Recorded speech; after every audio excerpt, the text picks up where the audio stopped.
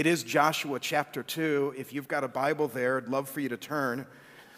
We may not be the brightest or the wealthiest or the most clever, but with God we can do absolutely anything. And you and I, we typically look into the mirror and we see our failures or scars.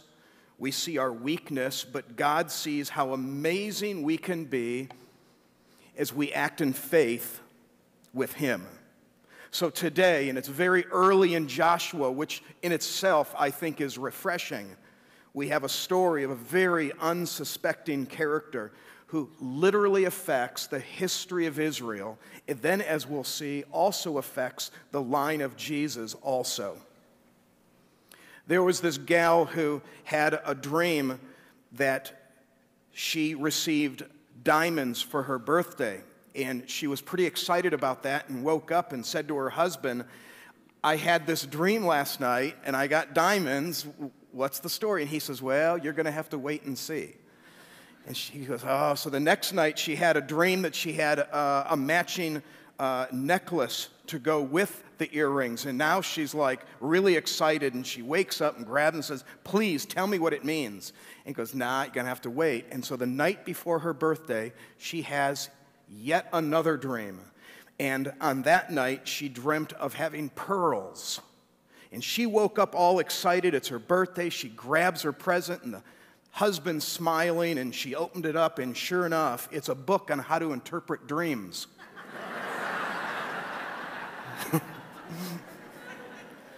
Now, we don't always get what we expect. And God doesn't always use who we expect.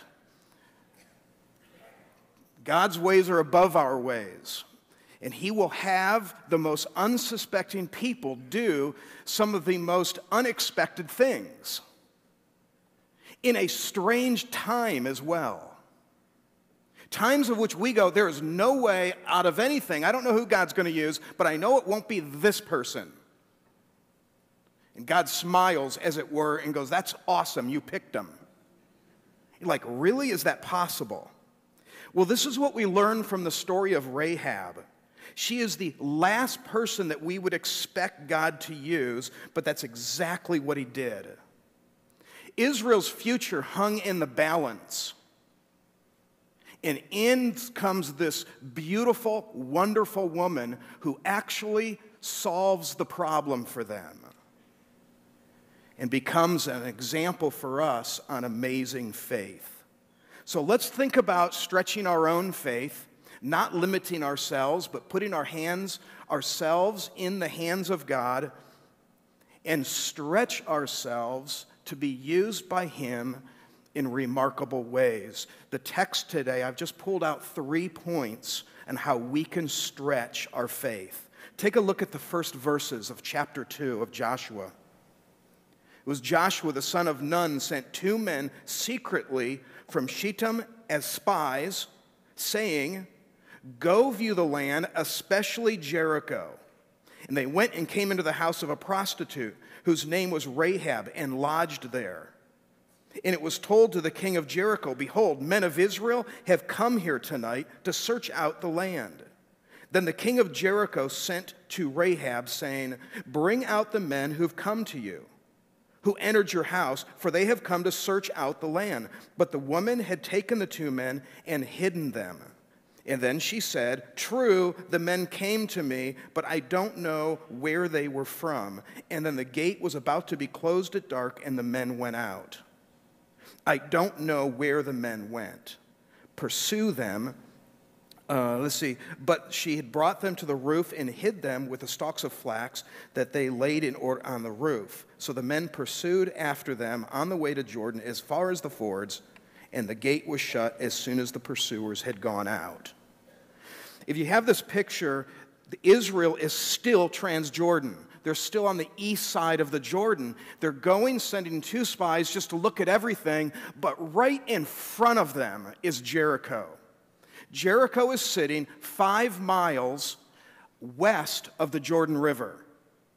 And it was its own kingdom. That's kind of how it was there. We think of boundaries, and it's not so much cities were their own kingdom. So it's the king of Jericho, and they had this boundary around them, and this border, this wall, 6 miles north of the Dead Sea, only 15 miles from Jerusalem. And if you have been there, you can imagine it, because they've excavated the actual foundations of that Jericho, known to be one of the oldest cities in the world. So there's the spot. And where do they go? When they're told, go ahead and go spy out the land, these two guys went directly to the prostitute's house. What in the world are they? It's genius. That was probably a bit of an inn, tavern. People come and go. You think of like the Old West. The saloon with the, quote, upstairs, right? That's what this was. So if you want to be not noticed, go there. Because there's people that people don't know coming and going there all the time. If you want to know what's going on in the city, go there. And then it didn't work. Because they were not there long when word went back that, yeah, there's some people here that are actually here to check this place out to see how they can destroy us. The unsuspecting part is right there in verse 4, but the woman had taken the two men and hid them. This is where it starts to break the story, that this gal is risking everything. She's risking her home, her family, herself, to actually go against the king of Jericho by hiding these guys. Everything she knew was now at risk. Well, the spies were completely now at their mercy. She said, here, go up top on the roof and we'll just throw thatch stuff on you and you'll be fine. They were in so much trouble that they did it. This could have been hilarious. They come in saying, hey, we're the king looking for him. And she goes, yeah, they're up in the thatch. Really? Oh, yeah, you don't even have to be careful. They're stuck. There's only one way out of here. Just walk up and get them. That's how much at risk Israel and the spies were. It was over. If I'd been one of the two spies and it had been found out, I would have said, it's done. Send word to Joshua, find 2 more spies, because it's over. And out of nowhere, this gal turns and saves their lives. And I want to make a side point to that. God has people everywhere. God knows people everywhere. You don't. You're walking in somewhere to work or a place, and you're thinking, I don't know anyone, I'm in trouble. And God goes, oh, no, I got people everywhere. You're good.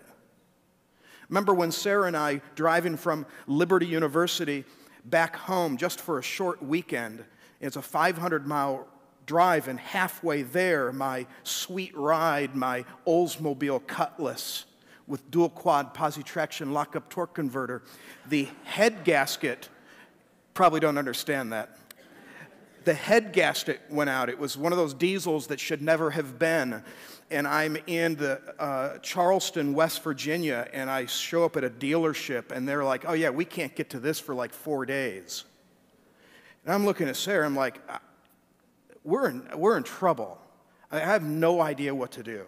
And I start explaining it like it would help. You know, we're from Liberty in Virginia, and we're needing to really get home.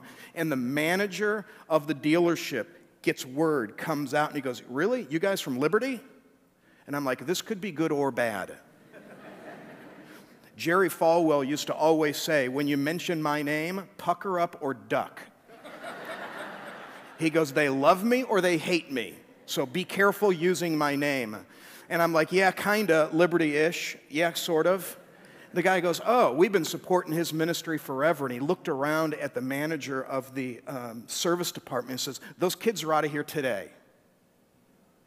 How does that happen? Well, it's because God has people everywhere. God can take care of you anywhere. And if it doesn't happen that way, it's because God didn't want it to happen that way.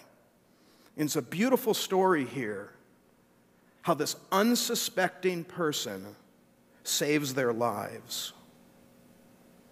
You take specific notice again, a prostitute, yet she was an instrument in the hand of God. Literally, Israel in the balance. Too many people think they can't be used of God because something's happened in their past. And I'll tell you, something that's horribly unfair is that ministries and churches have said that to them. Oh, because you've done this in your life, you can only serve in this way.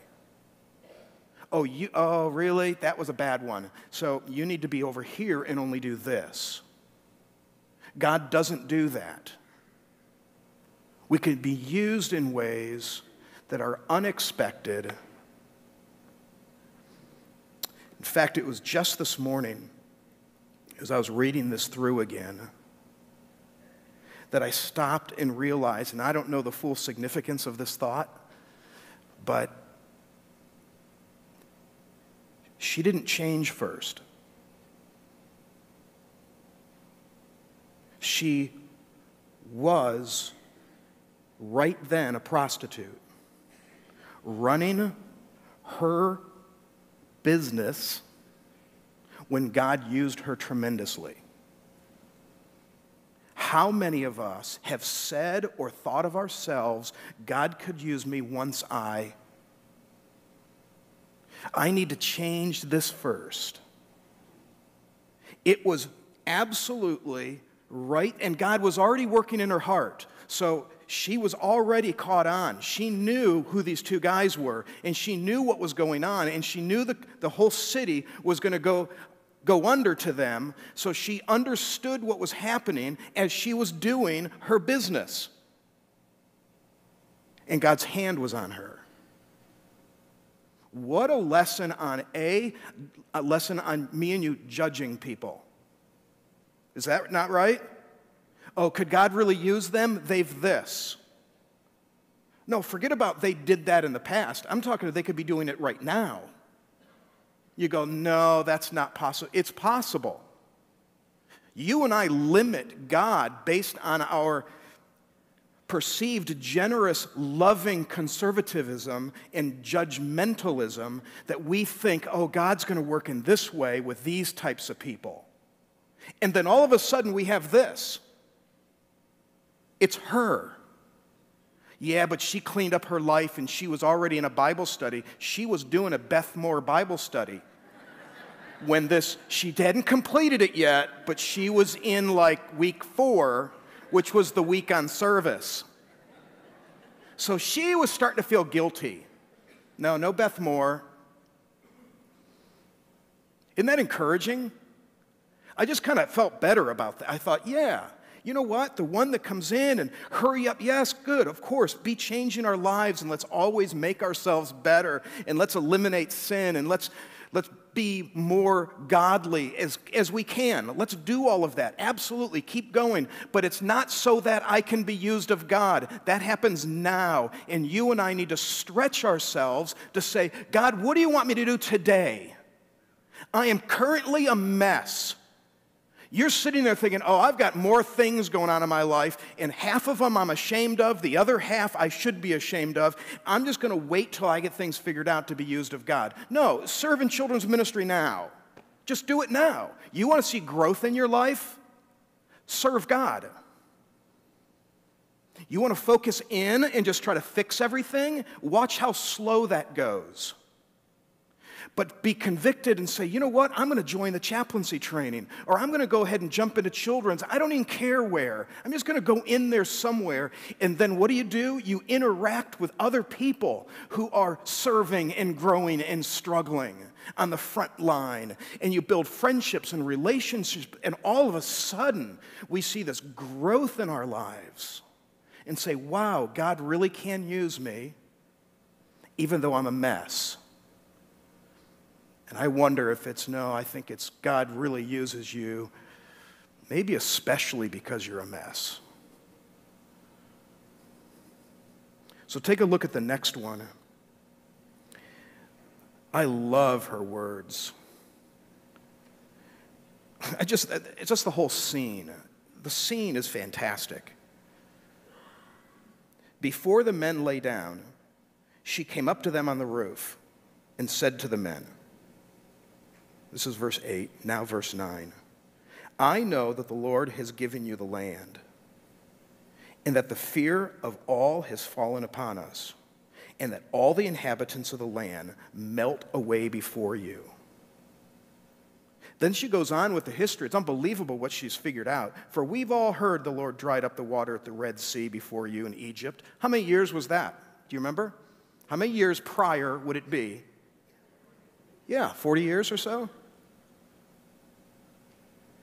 What you did to the kings of the Amorites. The Amorites would be, again, for those of you who have traveled there, the capital of Jordan is Amman. That's the Amorites. So it's that city, also one of the oldest cities in the world. So that capital city is what they're talking about. And so that's on the east side of the Jordan. So that's some of the conquering before they actually crossed into the Jordan. And they says, oh, we've heard about that. Beyond the Jordan, to Sihon and Og, whom you devoted to destruction. And as soon as we heard it, our hearts melted. There was no spirit left in any man because of you, for the Lord your God, he is God in the heavens above and all the earth beneath. This is fantastic. This is not a prophet. I'm going to tell you, if we pulled those words out and took the words of a great prophet and put them side by side and you had to match who said what, you wouldn't think Rahab. This is so profound of what she's saying as God is speaking through her, because they're going down up in this thatched roof, and I'm going to tell you, they're still nervous.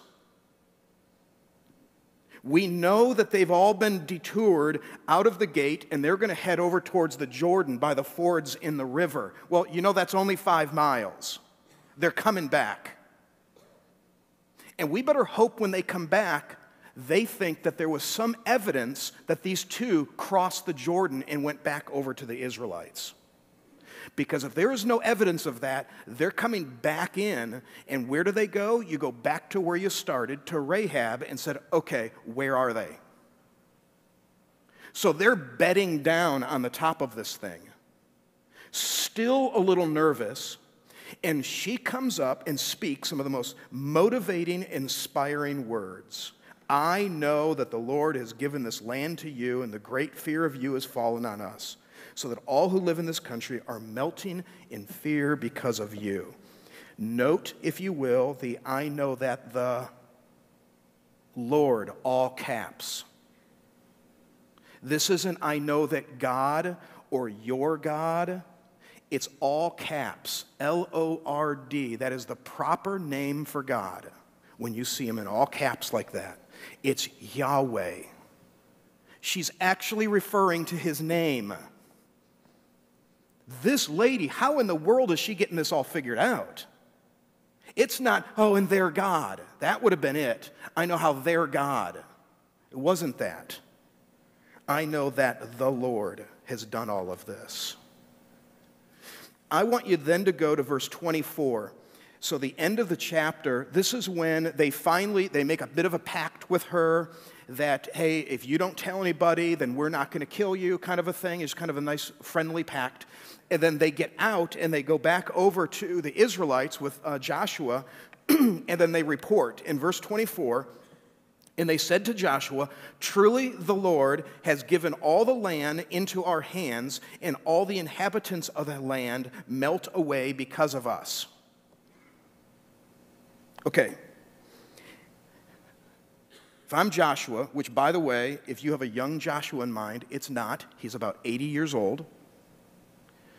So Joshua is standing there, and he hears that report from the 2 spies.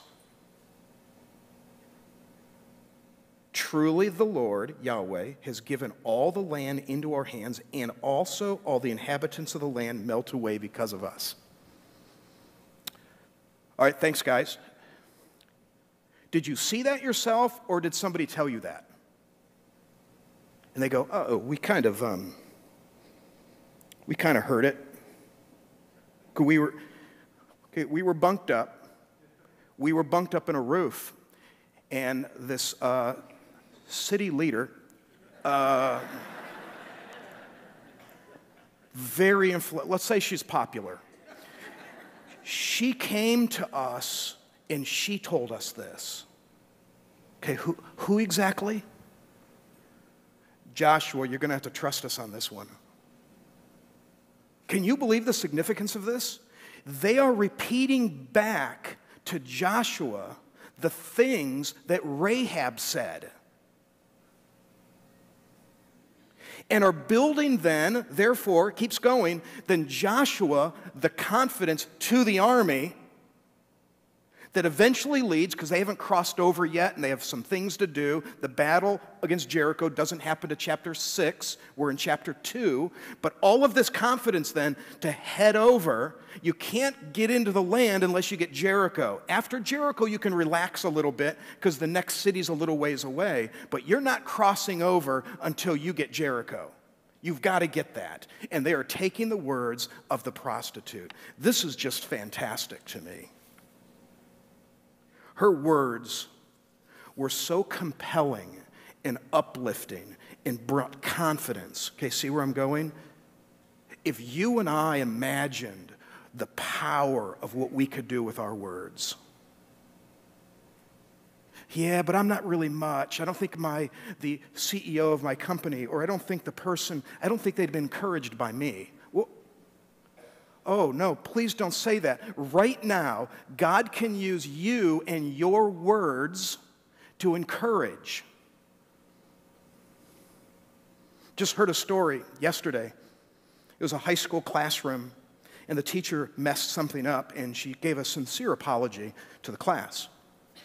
And they dismissed. It was no big deal. One student stuck around afterwards and went to the teacher and said, hey, just as far as that incident, just so you know, none of us are bothered by it. We so accept your apology.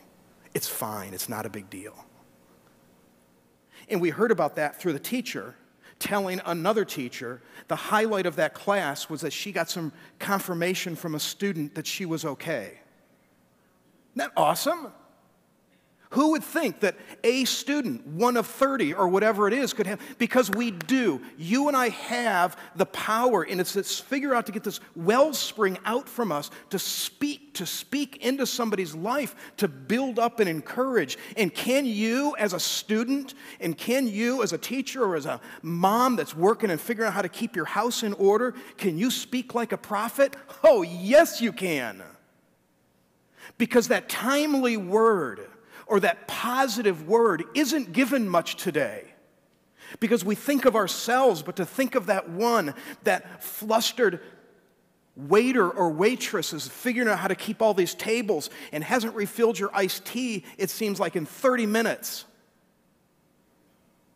To be that one when they finally come back to say, hey, you're doing fine. They go, oh, somebody didn't show up today. That's no big deal. We're good. It's 10 minutes. It's fine. You're doing good. You imagine what that does to a waiter? For you and I to see that within us, and that's what Rahab had. And that was God, that God gave her that kind of power and strength. And look at the last one, and it's the blessing. We stretch our faith, and there is a blessing. You could just look at verse 14. After she went through her big, long, this is all that I've heard, and I know what's going on.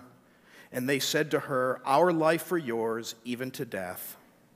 If you don't tell this business of ours, then when the Lord gives us the land, we will deal kindly and faithfully with you. And there it is. There's blessing.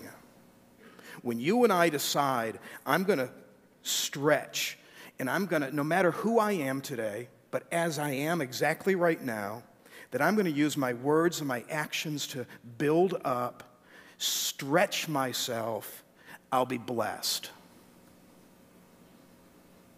And was she blessed? You talk about being incorporated into the people of Israel. You'd look in Matthew at the genealogy. Actually, if you look at all the women mentioned in that genealogy, it just brings a breath to you. It's ironic. There's 4 mentioned. So set Ruth aside for a moment, but you have Tamar, who pretended she was a prostitute. She's in the lineage of Jesus. You have Bathsheba, enough said, and you have Rahab in the line of Jesus.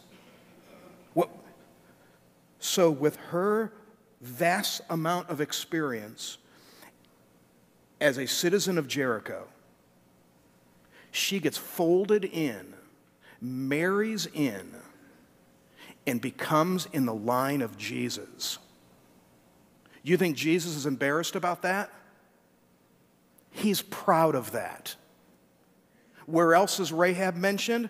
She made it to the infamous Hebrews chapter 11. It's the hall of faith. Who are the greatest people in God's faith? Who was it? What are the names? There they are listed, and Rahab's one of them. Is this fantastic? I'm going to tell you, no matter where you have been, no matter where you are currently, God can and will use you if you stretch out in faith, allow to be used. And I want to end with one thought. I have to admit, I do this too often. I don't know if it's when I'm tired, but I just start counting verses and I start curious, adding things up, and I want to see balance in text. How much text was given to one thing and how much text to another. So you have the story of Jericho mentioned in chapter 2 and chapter 6. This is an easy one. You just look to see how many verses of each, and then you add them up, and it's 51 verses to Jericho.